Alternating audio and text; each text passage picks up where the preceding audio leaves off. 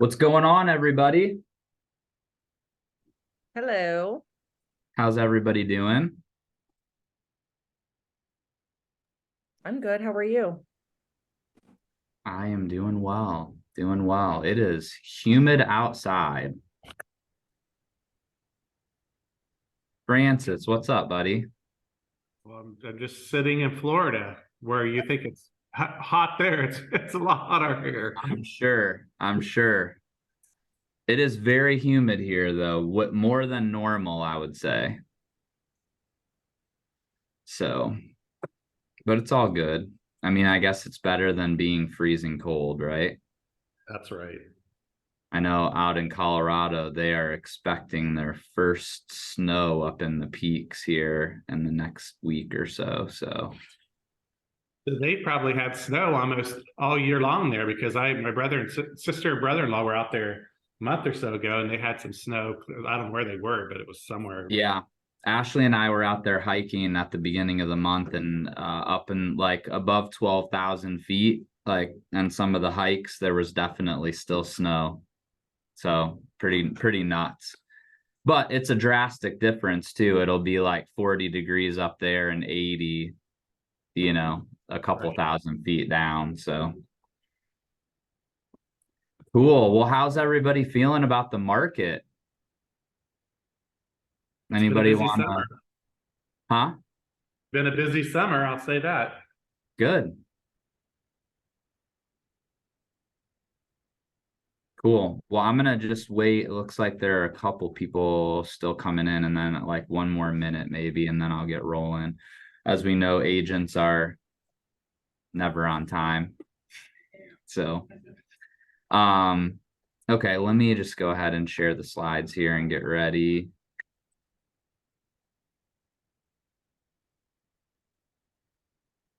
Well, all right, anybody have anything in particular that they want to get out of today? Any specific questions that anybody has? Probably one thing I'd be interested in is just your perspective on the maybe the commercial market and any implications. I think that a lot of people are kind of waiting on that hammer to fall late in the year this year, early next year. Just any perspective you might have there. Yeah, that's great. I actually just had a conversation with one of my clients who's a commercial lender. So I have some good new insight on that. Are you guys looking at the presenter version or do you see the regular one? Presenter version. Oh, it says update. It just says update. So, but I think it's a regular one. How do you know the difference? Because the regular one looks like that. Yeah, no, that's what I was looking at. Yeah. Is that the regular one? Yeah. Or can you still see presenter, Andrea? I cannot see presenter anymore. Okay, cool. All right, awesome. Well, I'm going to go ahead and get started. So, I think most of you know me, but I'm a real estate agent, been in the business since 2004, which means I have the distinct pleasure of living through 2008. This is nothing like that, but yet I think the mindset going into it is something that we need, which we'll talk about. I'm also an investor. I own, I think 15 doors. In terms of investment properties, work with a lot of other investors. And then I'm also a real estate coach with I Love Coaching. You can follow me on Facebook and Instagram if you so choose. All right. So jumping into the what we're going to talk about. So inventory and selling trends, which we always go through, as well as talking about interest rates, which is certainly the topic of the moment. If you don't have any buyers looking to write an offer this morning or lock in rates, just do yourself a favor and don't look and maybe just turn it off because today has not been a good day for rates. But then we're also going to talk about how to be the local economist of choice. I mean, I think given the market that we're going into, it's super important to be able to add value to your clients' decisions. The more volatility that there is in the market, the more they're going to be looking towards you to give them advice. I think most of us, barring a couple submarkets, could agree that at least for the time being, the days of just sticking a sign in the yard and throwing it in the MLS at any price are over, at least for the time being. And so how do you interpret what's happening, and then obviously use that data and information to advise your clients on the next best steps? And then after that, looking at kind of the market on a more macro level, we're going to dive into the Central Ohio market. What do inventory and selling trends look like? What things might be specific to our market that we want to talk about?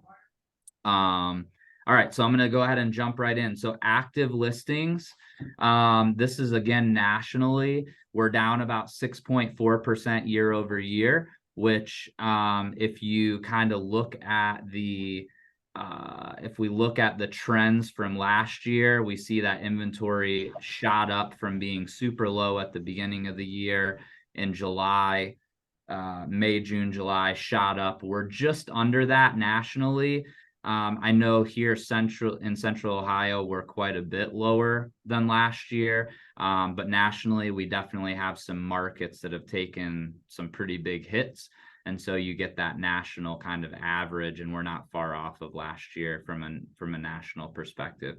Pendings are down, largely, in my opinion, just because of the lack of new listings. But you can see they're kind of in the same ballpark as the historical average. You've got this line was 2022, and then this line was 2021. So you had those years where we had a lot of sales. And then you can see like 2019, 18, 17 are all kind of bunched together down here, and we're right in line with that. New listings were way below what's to be expected. I mean, this dip was like during COVID lockdowns was really the only time that we got low enough to even touch the levels that we're at nationally in terms of newly listed homes. And I would venture to guess that almost everybody, if not everybody on the call, is probably in the same boat on a local level as well. So we're definitely at, historical trends with regards to new listings or lack thereof in the existing market. Days on market is kind of not really a story, in my opinion. I mean, obviously, we're above where we were during the best markets in 2021 and 2022, but we're definitely not quite as high as we were pre-pandemic. And I would say we're probably going to sit somewhere in that range due to just affordability. And some areas and some price ranges, you're going to see slower movement. And then obviously some are much better. Median list price. So again, I've got a bunch of words on this one, but at the end of the day, it's list price, not sales price, which you always need to be aware of. We have kind of flirted with the levels of last year and not quite been able to push over it, but you can see how much of a downturn we had at the end of last year. I would anticipate, barring rates going significantly higher than they are now, that will begin to flatten out as we do in most years, and most likely end the year up above where we were last year. So I'll get into some more stuff that he talked about, but I listened to a podcast this morning with the chief economist for Fannie Mae, and he said that they're forecasting about a 4% increase nationally in year over year pricing. And so I would guess, and that's not because prices are going to go up much between now and the end of the year. And frankly, if you look at years past, in most years, prices do actually go down. They peak around the July, August timeframe and then slowly go down up until spring of next year. But what's going to happen is our rate of decline is most likely going to be slower than what we saw last year in the fourth quarter. Unless rates keep going up like they have over the last week, then all bets are off. But I think that's unlikely that we'll continue to see that trend. Price reductions, we're kind of normal, I guess, in terms of the percentage of price reductions. So we expect that they'll probably flatten out somewhere in between pandemic levels and pre-pandemic, and again be kind of a non-story just given the low inventory. If I'm talking to a client, this is something, and I know these are very broad numbers, but the concept here is just cool, I think. And also one of the largest reasons, I would say this graph or this page of any is the biggest reason why we're not going back into 2008. And spoiler alert for you, Francis, if you just tacked commercial properties on here, it's the same reason that I was given. And that's basically this box, which I didn't actually circle, but I can here with I think I can draw it. But there's been so much appreciation that's happened over the last 3 to 5 years that most people that get into a distressed situation are just able to sell. And on the commercial and residential investor side of things, it's also what's happened with rents. So the thing is, what I was quoted today, I'm just going to tell you, Francis, because I don't have a slide in here for this. Right. But what I was told today with commercial is that the comment was, if rents were still what they were when the deal was underwritten, then we would be in big trouble. But the problem is even if somebody has a 25% vacancy, basically they're at the income that they were supposed to be at 100% or at zero, not 75%. Did I say 25% vacancy versus 0% vacancy? So the long and short of it is that the appreciation both on the rent side of things as well as the price side of things is really saving a lot of people. And it's the same thing in residential. If somebody just gets into a really bad spot and loses their job in 2008, prices had plateaued basically starting like at the end of 2005 all the way to 2008. And in some cases, they were already going down. So anybody that had bought in the last 3 years had almost zero equity. So when prices went down by just 10%, they were underwater. The average person in the Midwest, prices would have to go down 33% in order for them to be even. And that's somebody that just bought in 2019. If you bought in 2015, then you're in an even better position.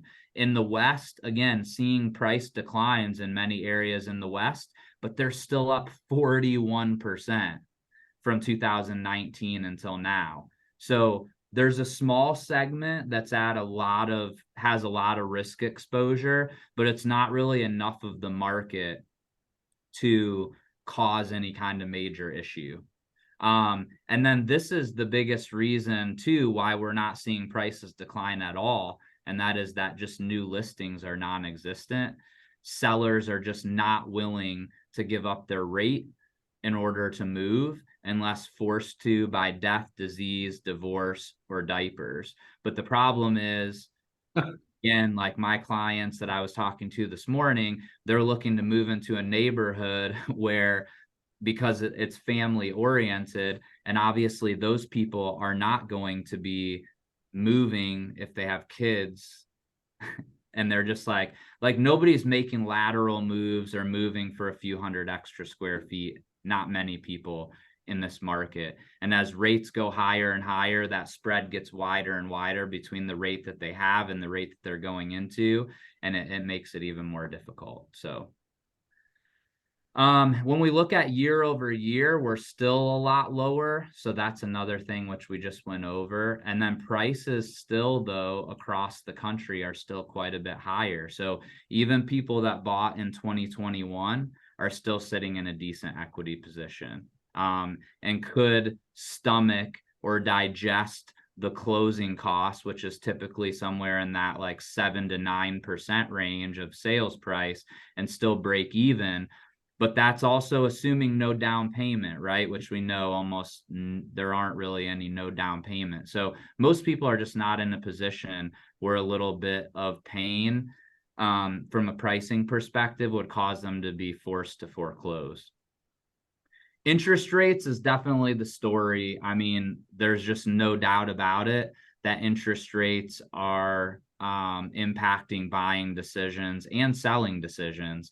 And as you can see, as we move into the fall here, kind of by the end of September, we will really have not dipped below 6% in terms of a national average since for over a year. So what I'm seeing in my business, and I'd love for one or two people to say, or you can type in the chat, but what's everybody seeing in your business? Are you seeing are you beginning to like move past the interest rate conversation from the perspective of hearing people ask when rates are going back to 3% or 4%? Hey Troy, it's Kelsey Brumfield. Yeah. So I'm 3 months licensed, and I think being a home buyer who bought in 2020 and have like a 2% whatever rate, I think going to the Intel and Intel is crucial, because I think having that knowledge of the wave that's coming, and those residents who are moving here, who are relocating, are gonna think anything's a bargain in Columbus compared to our current residents who are working towards that next home. So just educating them on that. The rate is what it is, like we can't control it, but if you don't want to lose out in 18 months of what you would be able to afford today. So it's trying to educate the buyers and the sellers on that to create more inventory as well. I'm not sure what everyone else thinks.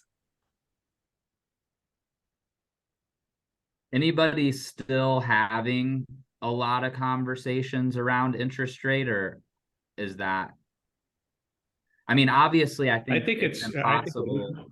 Go ahead, Francis. I think what I'm seeing is you're right, after it's taken about a year, but people kind of realize now they're probably here to stay for at least an extended period of time.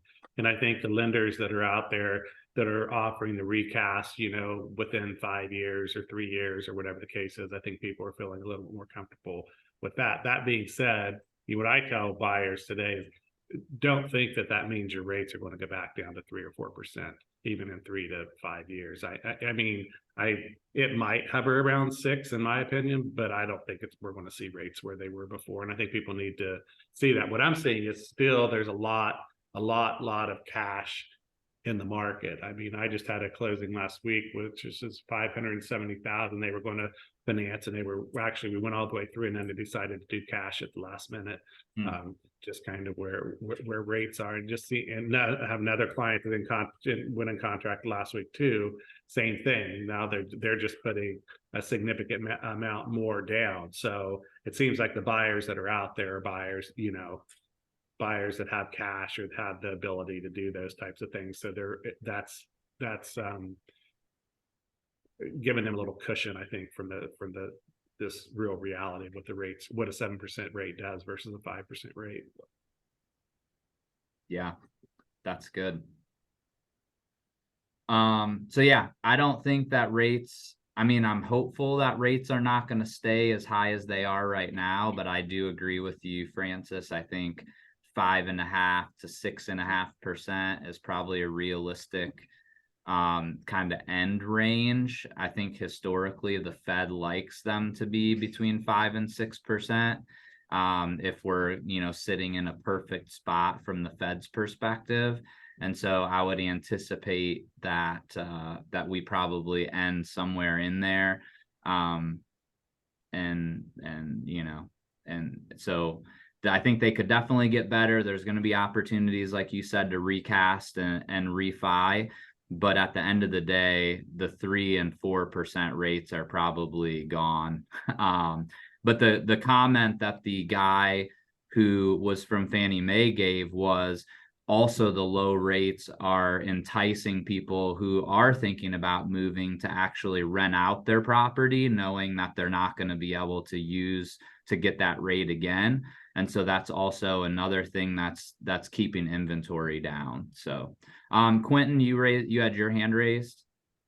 Yeah, just curious, when do you think, or I guess for anybody on the call, at what point is the interest rate going to affect the sales price of the market and start having a bigger impact and bringing the sales prices down?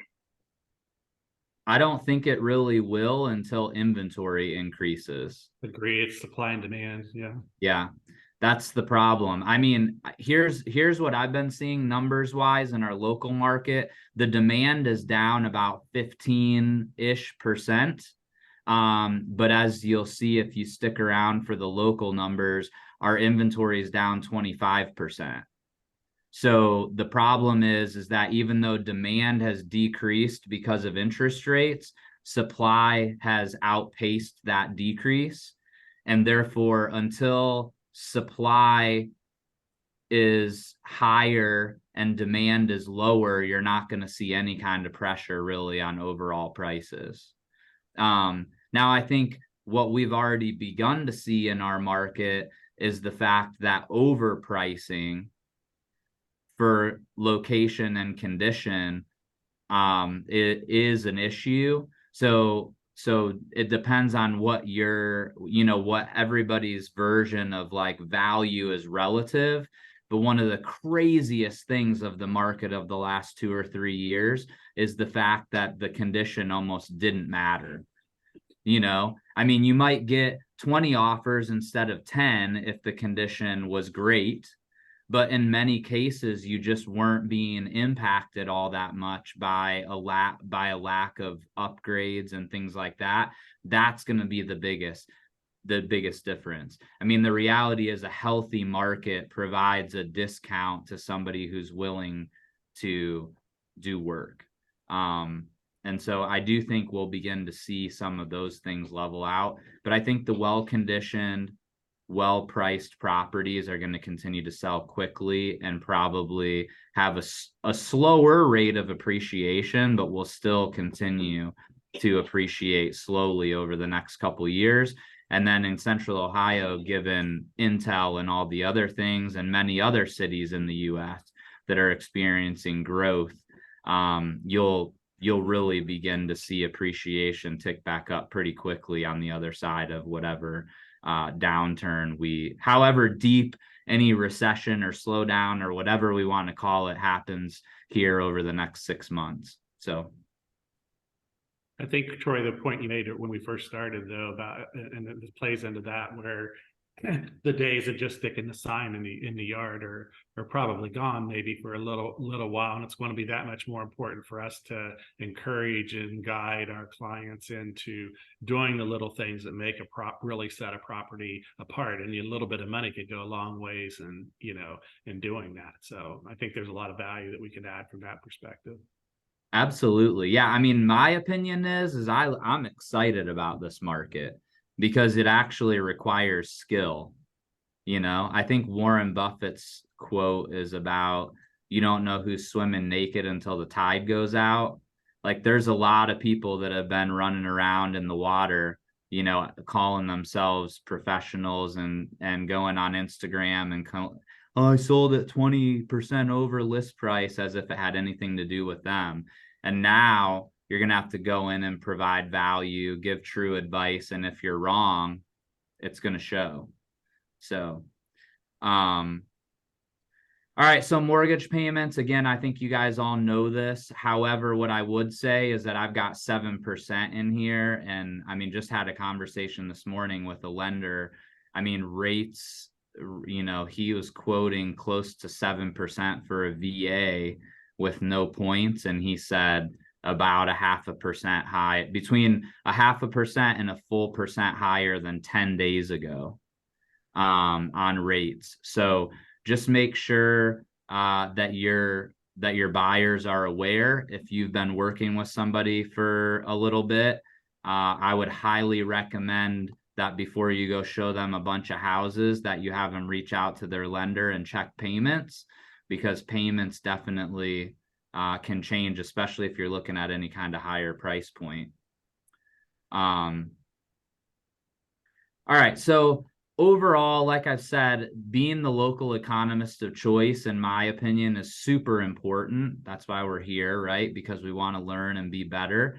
So in terms of economic news, inflation is obviously the biggest thing that the Federal Reserve is looking at, which has caused them to raise rates, which has us where we are with mortgages. So a few things I'm keeping an eye on. right now. One is government student loan payments. So anybody that has a student loan that is government backed, payments have been suspended through all of COVID. Starting October 1st, those payments begin. I've heard that they're on average $400 a month. That's pretty equivalent to a car payment. So people have been living for 3 years with no payment. That's now going to be $400 a month. And then if you look at this first bullet point, more than 7 million people have graduated college since COVID and never paid a government student loan payment. So they didn't just have it suspended, they've never paid it. And so my opinion is that there's a few of these things happening right now that could really cause things to go in not a great direction from an economic perspective. But the benefit is that this $400 a month is now taken out of the economy, which is what the Fed really wants to see as a slowdown on consumer spending. And so if this allows a slowdown on consumer spending, it actually could bring mortgage rates a lower faster. Overall debt, there's plenty of stories out there if you do a Google search that the average American has more debt than they've ever had. They also have a ton of equity in their homes. But there are a lot of people, I think the home ownership rate is like around 65%. So there's still 35% of the US that doesn't have a home, therefore doesn't have any equity in their home, and everybody's debt is higher than it's ever been. And so I think that's something to keep an eye on, given that everything continues to get more expensive. How long are people willing to live off of credit cards? And then the last thing, which is influenced by these, but is employment. Obviously, if consumers are spending less money, then fewer goods need produced. And in theory, some companies are going to have to do layoffs, which, as bad as it is to say out loud, that's what the Fed has said it out loud. Their goal is to increase unemployment because they believe that that's the only way to slow down inflation. So we'll see if they're effective in that. But those are the things that we're looking for. And if any of these things happen, the government student loan payments is happening, but if it has a negative effect on the economy, always remember from 2008, whenever the market is going down, typically that means interest rates are going with it. So from an interest rate point of view only, you're hoping that the stock market and the economy slow down. Usually when that happens, interest rates go down. So here's just a couple points about interest rates. Remember that the Fed funds rate is not the same as mortgage rates. So, a lot of people are predicting that the Fed funds rate's probably going to stay about where it is. We could see one small increase again. We'll know more after this week. But ultimately, just understand that just because the news says the Fed funds rate stayed even doesn't mean that mortgage rates can't go up or down.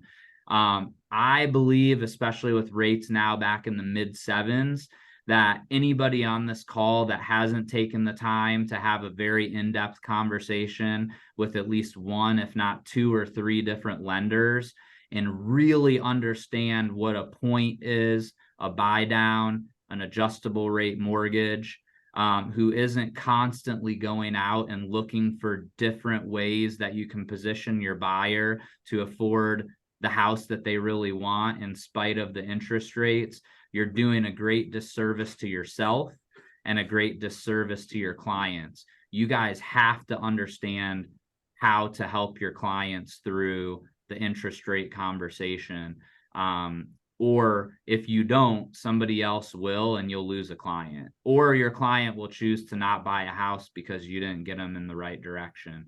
So please, please, please spend the time over the next couple weeks and really, if you're in that camp, and really learn what these things are. And I promise you'll get at least 1 or 2 transactions here over the next 3 months because you were able to explain that to somebody, whether it's at an open house or whether it's a lead that you somehow get that otherwise would have probably put their home search on hold because rates went up by 0.5%, you can show them how finding a motivated seller can still get them into that house that they want at the payment that they're comfortable with or can afford.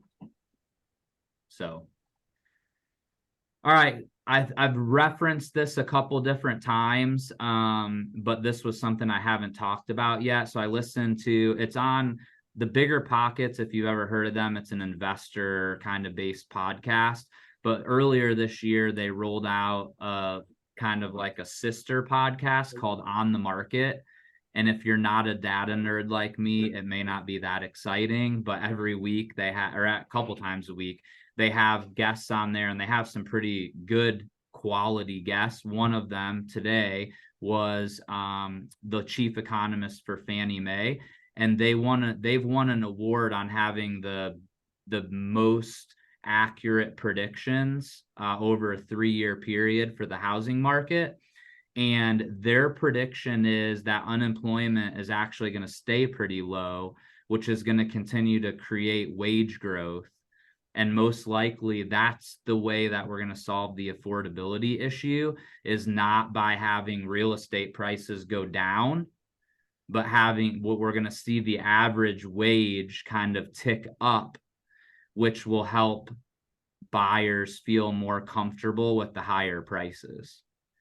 So for most of us, a lot of us in real estate, we don't remember a time where we've had significant wage growth in our economy. It's been like 30 plus years since there's been significant wage growth on the macro level. And so if we see employment stay as tight as it is, we'll continue to see wage growth happen, and eventually that will, along with lowering interest rates over time, bring the affordability back into equilibrium. So if you're interested and you're a data nerd, I would highly recommend On the Market. It's really fun and good, and you can listen to it at 1.5 times and get through it quick. But it's good. They also are, which many people have dropped their prediction of a recession, including, I think, the Fed. But Fannie Mae is still predicting a mild recession in early 2024. Again, I think you can call it whatever it is, but I just don't see, with everything that's happening right now in the economy, that we're going to see the market continue the way it has been forever without having some sort of correction. Francis, I know you've been in this world for a long time. I'd be curious on your take on that. You're muted. I definitely agree with you. I think the thing that gets a little bit, and I think our market too is so much different, it even throws a different dimension into everything that we're talking about here. But I think long term, kind of what goes up must come down, and I think no matter how far back you go and look, that it happens to some degree. I think the question is, what is that some degree? Yeah, and I think it's gonna affect everybody differently, right? And that's what it is. All right, this is not a lot has changed in terms of my opinion on the market. I still, obviously, buyer activity is down.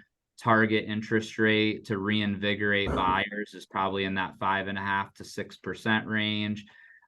This is the big question I'm asking people, and I think, Kelsey, you brought it up, which I agree completely with. What's the likelihood that over the next 3 to 7 years that prices are going to go down overall?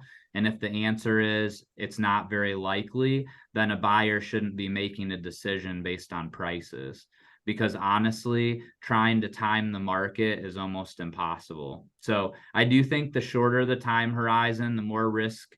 If you're flipping a property, if you're an investor, is there more risk right now expecting to be able to sell a home quickly in the fourth or first quarter when everybody is predicting a slowdown? Yeah, that's a risky investment. So you better have some extra meat on the bone.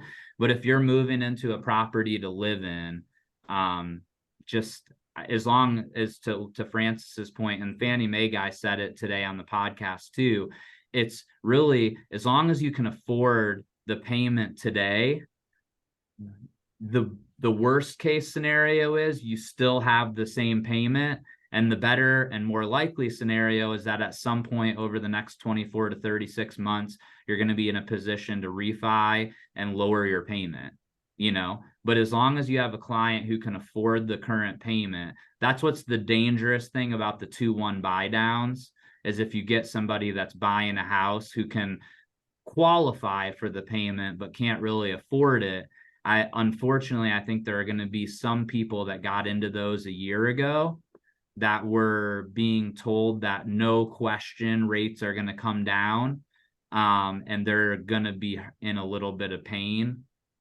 And those are probably the people that have bought over the last 12 months or so that are going to be at the biggest risk, over the next year if rates don't come back down. So, all right. Any other questions before I jump into Central Ohio? I think I've got a few people on here that are not in Central Ohio. Anybody have any questions? Actually, I don't think I have very many though. All right, I have a question. It's Kelsey again. Yep. So, we're building a lot of apartments, luxury apartments, etc. And usually back in the day, renting was a way for people to save for a down payment on a house and everything. And now it's become where renting's a luxury. Just so we can be a little more educated on that topic, people are, again, relocating to Columbus, and I'm helping with rentals and then also home sales. So obviously it's people's decision because they want to kind of test out where they want to live, etc. But also because of the market and the inventory and everything with Columbus and all that jazz, even if they live in a house for 1 or 2 years, they should be building equity. Am I wrong to say that? Or what are our opinions regarding renting versus buying right now? I'm just very curious because it has changed a little bit.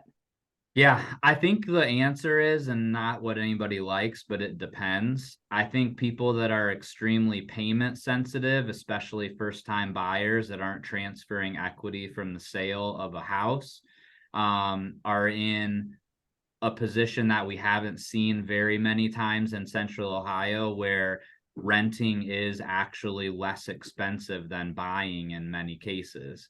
I mean, if you go rent a home in a $500,000 neighborhood right now, your rent payment is most likely less, in some cases significantly lower, than if you went and got an FHA mortgage on a home in that neighborhood because of interest rates. And so I think, unfortunately, again, it's the first time buyers that the math doesn't make as much sense. I mean, it feels really nice to say that you're going to get appreciation, but the reality is, like I said, I think there's a pretty good chance that we're going to see a relatively flat market with regards to pricing over the next year, maybe even 2. I think definitely the second half of that year or 2 is, given the Intel influence here in Central Ohio, probably less likely that it's going to be flat. But I think, we could see some people that are in a rough situation, like I just described. There were a handful of people that did 2-1 buy downs and things like that last year, and they may be in a position this year, if rates don't go down, where they weren't really anticipating having to see that increase in their monthly payment, especially if they bought a new build, and at the same time their property taxes are coming, due at the full amount. So I think there could be a little bit of a bump in supply at some point over the next year because of some distressed, which won't show up as foreclosures or short sales, but they will be people that either lose their job or have gotten themselves in trouble with too much debt, and the only way they can access their equity, the only equity and asset that they have, is their house, and so they're going to be forced to sell it. So I do think we could see prices kind of stabilize a bit. I would be very careful with telling people that they should buy just because they're going to miss out on appreciation. Because the thing you have to remember is that even if the market appreciates by 3% a year, if they sell in 2 years, their closing costs are about 8% on average. That's what I quote people. And so you have to see at least 8% appreciation just to break even.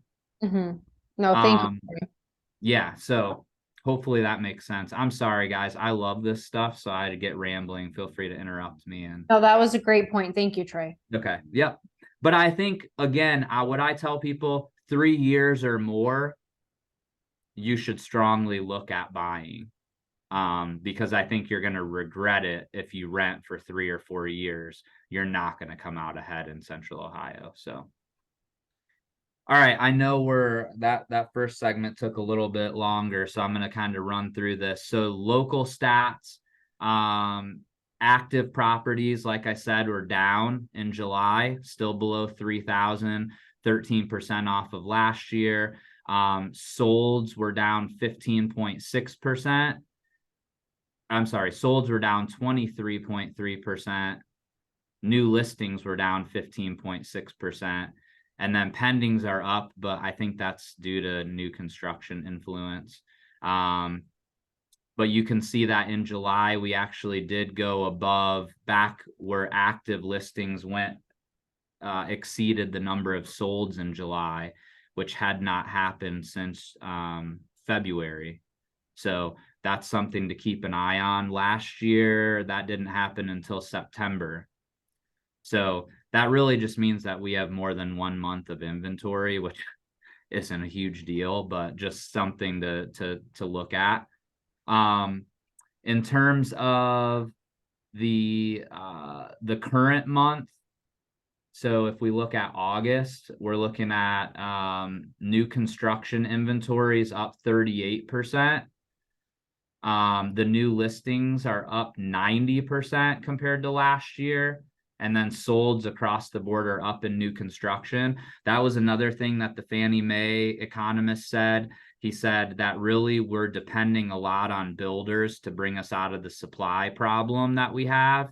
The problem is that builders haven't been building enough since the Great Recession. And it takes about 5 years from the time land is purchased by a developer until the first house is occupied. And so he said the developers just have not been developing nearly enough land. And so there's really no end in sight to the new construction. The only good thing about this is that builder confidence is up. So hopefully they'll continue to create inventory, albeit slower than what we need. And then in August, in the existing market, you can see we're back down. Solds are down 22%. New listings are down 13%, which is better than it has been. But we're still struggling, and we're still well below where we need to be in terms of active listings to make any change. Hey, Troy, on the new listings, I'm just curious on new construction, new listing, is the 90% because they're in fact building that many more, or is a large portion of that because they're not selling them as fast? They were sold before they really didn't even list them before a year. That's a great comment, and I would say probably it's because they're not selling as many. But I also think, like, from the whole, they're not selling as many from the ground up. They're building more. They're building them as inventory instead. So I think it's a combination. I think they have increased the number of homes they have pegged for inventory, but then I also think there are fewer people being forced into buying new construction as the only option. So because of lower buyer demand. I mean, I definitely got an email this morning with some pretty strong realtor incentives, so they seem to like paying us again, which is interesting how that works. When they need us, they're willing to pay us. So yeah, so I would say that's probably another thing. The two things that you need to do if you're a newer agent or just an agent that's not selling as much as you'd like, outside of just normal lead gen, but from an education perspective, it would be understanding at a high level mortgage rates and mortgage products. And then the second thing would be developing new build relationships, because that is going to be something that is going to be the only option for some buyers.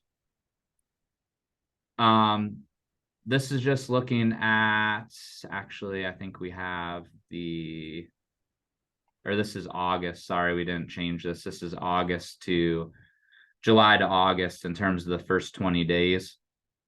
But yeah, the number of new listings in August is down, which we would anticipate otherwise relatively unchanged. I mean, a few more listings for sale. So we are seeing inventory rise a little bit. That's very normal for this time of year, though, as we move into the fall. So nothing really crazy there.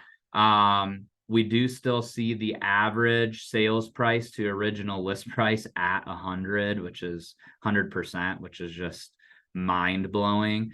And then we see days on market kind of leveling out here in that like 2-week range, give or take. Months of supply for resale still a tad bit under a month, which is just insane. Just highlighting balanced market is 4 to 6 months of inventory, so we're still very far off of that. And then new construction, we saw supply increase quite a bit in July, and I think we'll still continue to see that. But again, this is normal real life, guys. I mean, this is what we want to see. This is what a healthy market looks like. Having some options for buyers is a very good thing. And that doesn't worry me at all. If anything, it's very good. Unless you own a home in a new construction, unless your house that you're trying to sell is in a new construction neighborhood. And if it is, I would encourage you very much to understand what the builder is offering from an interest rate perspective, as well as what they have inventory wise available, and just make sure that you price accordingly. And then also let your seller know showings are going to be a lot lower, because the average buyer looking in that neighborhood has already, like anybody who had to buy already bought the new construction. And so now you're just waiting on somebody that needs to move right now, or that wants the upgrades that your house hopefully has, that the new construction builder can't offer. But it can be a tough spot to be in, and the builders will reduce prices as much as they have to in order to sell. And so I know during the Great Recession, the new build communities that were in that situation took a much larger hit, much faster than a lot of other places because of that. Average sales price here in Central Ohio is up 3.2% year over year, down a little bit from June to July. But I will say, again, that's normal. Obviously, last year we saw a larger decline, but you can see that. And if I took back, and this is actually something I've been wanting to do, I haven't had a chance to do it, but I want to overlay some local data on these so we can look at years past, like pre-pandemic, and look at the rate of decline and things like that. So maybe I'll try to get that for next month. But you can see that we bottomed out in January in terms of the sales price, but we're still up year over year. And I would anticipate that we end up probably more than 4% in Central Ohio unless something crazy happens, because this decline was massive that we saw through the fourth quarter last year. Rents, Realtor.com has us as one of the most affordable places to rent in the country, which there's all kinds of crazy stuff that gets put into these rankings. So I kind of take it with a grain of salt. But to your question earlier, Kelsey, I mean, if you're talking about a $2,000 rent payment, like where can you get a $2,000 mortgage payment if you're only putting 3.5% down? I mean, nowhere is the answer. I mean, there are places in Columbus, but those areas where you're getting a $2,000 mortgage payment are not areas where the average rent for a 2-bedroom is $1,980. So I think this is where, yeah, this is your answer. So we've seen a month-over-month increase on 1-bedrooms of 5%. 2-bedrooms was 1.8%. So interesting stuff, but still an 8.7% year-over-year increase, which is interesting in the market. Oh, actually, I was reading this wrong. Sorry. 2-bedrooms went up 8.7%. But still, it's interesting that the median versus the I don't know what all this stuff means from realtor.com, but either way, this is saying the median rent for 2-bedrooms is $1,380. So all right, so that's it. So what do you guys, any other questions that you guys have for me? We went a little bit long today, but most of you stayed, so hopefully that means that it was interesting to you. So anybody else have any other questions or comments?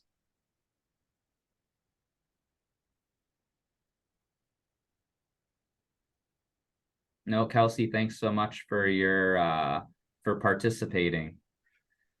All right, well, if nobody has anything, as always, just email me and we can send out the slides. And if you guys have anything that you want to see or that I can research and include next month, I'm happy to do that. So thank you guys for watching and have an awesome rest of your, or have an awesome week. See ya. Hey, Troy, Thanks, Troy. Yeah. Yep. is Trend Graphics like a membership? Do you have to pay for that, or can I just make an account? Who's asking? Kendra. Kendra, no, we have access through the office. Okay. So if you go on to kwcresources.com, you have the I'm there right login now. information there. Okay, awesome. Thank you. You are welcome. All right, see you guys.